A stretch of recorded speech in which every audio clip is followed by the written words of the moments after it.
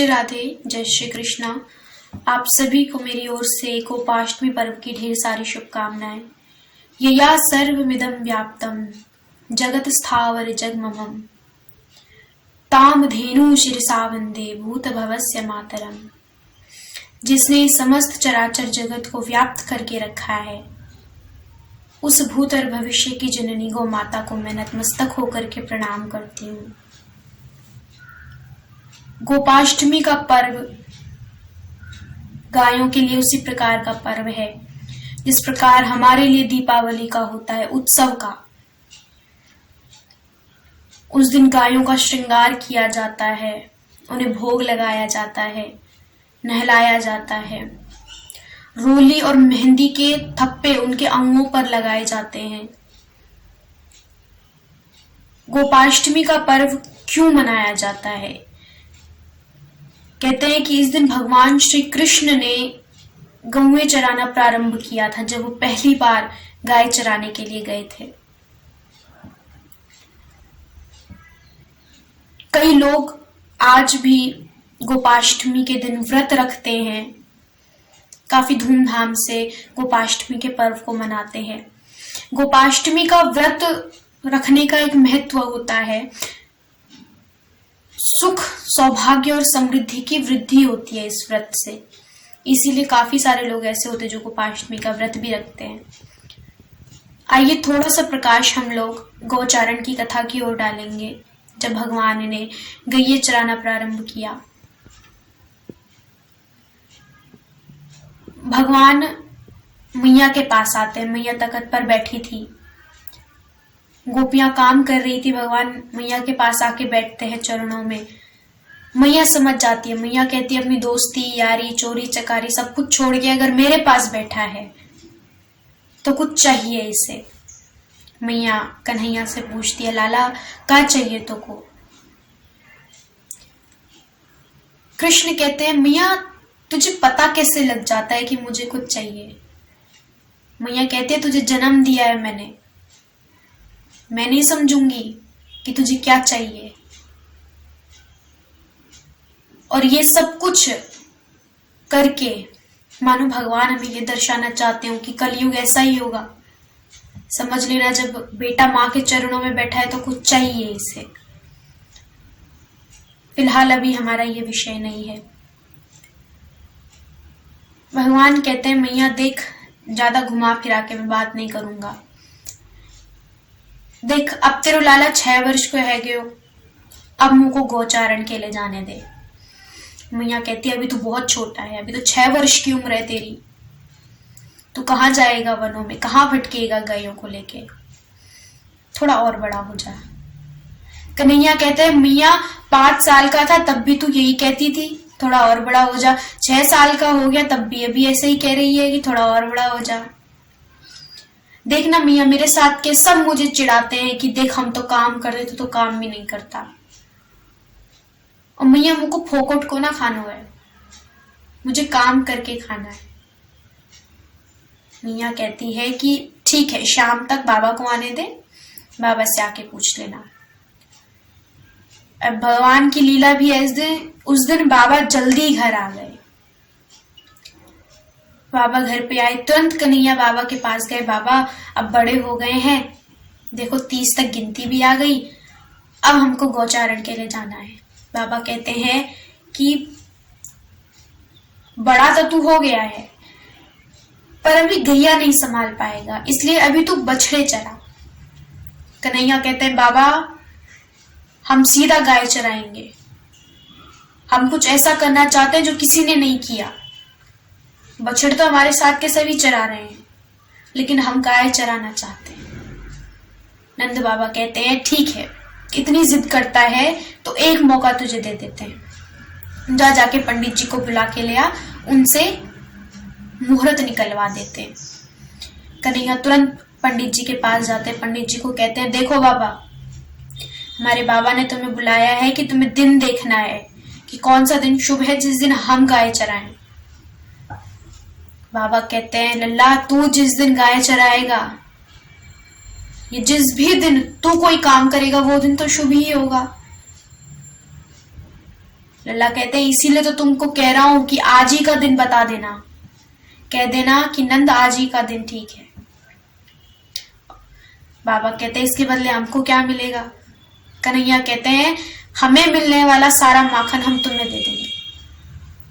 बाबा जाते हैं, बैठते हैं, बार बार ग्रह नक्षत्रों के बारे में बात कर रहे हैं और फिर कह रहे हैं कि देखो नंद, समय तो अभी यही ठीक है, यही तिथि शुभ है, इसके बाद तो सीधा 1 साल बाद तुम्हारे लाला का दिन निकलेगा। बाबा कहते हैं ना ना, इतनी देर तो नहीं करनी है। कन्हैया प्रसन्न हो गए, बाबा की आज्ञा मिल गई। कन्हैया ने तुरंत खाना वाना रखा झोले में। दाऊ को कहते हैं चलो दाऊ, आज हम गाय चराने चलेंगे। दाऊ भी खुश, कन्हैया भी खुश, ग्वाल वाल भी आज उनके साथ चल रहे हैं। मैया कहती काला रुक तो जा, निक जूती तो पहन ले। कन्हैया कहते हैं कि कैसे पहनूं मैया, जब मेरी गायों ने कभी जूती नहीं पहनी तो मैं कैसे जूती पहन लूं? मैया कहती है तेरे पाँव में कांटे चुभ जाएंगे, वो वन है, वो नंद को महल ना है। कन्हैया कहते हैं कि मैया वो वन है, वहां गायों को भी तो कांटे चुभते हैं। गाय नंगे पैर चले और उसका मालिक बनकर हम चले? नहीं। अब भगवान मैया को लंबा चौड़ा उपदेश देने लगे, मैया हम तो बालक हैं, हम भगवान थोड़े ही हैं। मैया कहती है जा, और जब तक भगवान वृंदावन में रहे तब तक भगवान ने जूतियां नहीं पहनी। जब भगवान मथुरा चले गए, राजपाट जब उन्हें मिला, तब उन्होंने जाकर के जूतियां पहनना प्रारंभ किया। पूरे वृंदावन में उन्होंने जूतियां नहीं पहनी, क्योंकि उनकी गाय जूतियां नहीं पहन रही। वो इतना प्रेम गायों से करते थे। और गीता में तो स्वयं भगवान कहते हैं अर्जुन को उपदेश देते हुए कि अर्जुन, धेनु नामास्मि कामधेनु, कि गायों में मैं कामधेनु का स्वरूप हूं। कामधेनु को कोई गाय मत समझो, उसमें स्वयं मैं निवास करता हूं, वो मेरा अंश है। भगवान को बड़ा प्रेम था गायों से। वेदों में तो गायों को अघन्या कहा गया। अघन्या कहते हैं लक्ष्मी को, लक्ष्मी का स्वरूप माना गया है। अनुपमेय कहा गया है। अनुपमेय यानी अतुलनीय, जिसकी कोई तुलना ही नहीं है इस जगत में, उसकी बराबरी करने वाला कोई है ही नहीं। संपत्तियों का घर कहा गया है। और वेदों में तो स्वयं प्रार्थना की गई है भगवान से कि घर में गाय हो, बच्चे हो। घर में गायों का होना काफी शुभ होता है। गायों की तो आज भी इतनी महत्ता है कि अगर गाय के ऊपर कोई अपना हाथ फेरे, जिसको बीपी की प्रॉब्लम हो, हार्ट का पेशेंट हो, अगर वो गाय के ऊपर अपना हाथ फेरे तो उसका बीपी काफी कंट्रोल में रहता है। आज भी गायों को इतना महत्व दिया गया है। भारतवर्ष में, यूं तो सभी देशों में काफी जगहों में गाय पाली जाती है, लेकिन भारत ही एक ऐसा देश है जहां पर गाय को माता का स्वरूप दिया गया है, जहां उसकी पूजा होती है। हर घर में गाय की पूजा होती है। चाहे साल भर में कोई एक पर्व आए उस दिन हो। और पहले के जमाने में तो हर जगह, जिस दिन गोपाष्टमी आती थी उस दिन गायों की पूजा होती थी। आज शहरों में इसका प्रचलन काफी कम हो चुका है, लेकिन काफी ऐसे दूर दराज गांव है जहां आज भी इस पर्व को खूब धूमधाम से मनाया जाता है। उन्हीं में से एक है नंदगांव और वृंदावन धाम। जिस प्रकार से वहां जन्माष्टमी मनाई जाती है ना, उसी प्रकार से आज वहां गोपाष्टमी भी मनाई जाती है। क्योंकि कृष्ण गायों को अपना सखा मानते थे। उनके लिए गाय उनका प्राण था। उन्हें प्रसन्न करना है, अगर कृष्ण को प्रसन्न करना है ना, तो गायों को भी प्रसन्न करो, गायों की भी पूजा करो। कृष्ण स्वयं प्रसन्न हो जाएंगे। और धरती पर तो अगर भगवान की सेवा करनी है तो गाय की सेवा करो। इतना महत्व है गाय का हमारे वेद शास्त्र सब में। हमारे सनातन धर्म में गाय के भीतर कहते हैं कि 33 कोटि देवी देवता निवास करते हैं। 12 आदित्य, 11 रुद्र, 8 वसु और 2 अश्विनी कुमार, ये सब मिलकर के 33 होते हैं। 33 कोटि देवी देवता। कोटि का अर्थ करोड़ नहीं होता है, जैसे बहुत सारे लोग कहते हैं कि 33 करोड़ देवी देवता। 33 कोटि मतलब 33 प्रकार के देवी देवता। और एक गाय की पूजा करने से 33 देवी देवताओं की पूजा का फल हमें प्राप्त हो जाता है। जब उसे स्वयं लक्ष्मी का रूप दिया गया है, कहते गाय जब घर में आती है ना तो उसके पीछे पीछे लक्ष्मी भी घर में आती है और उसी के पीछे पीछे कृष्ण भी घर में आते हैं। और जिस घर में देवी देवताओं का निवास हो वो घर स्वर्ग ही तो है। इतना महत्व होने के बावजूद भी आज हमारी नेत्रों के सामने जो समाज में गायों की हालत है,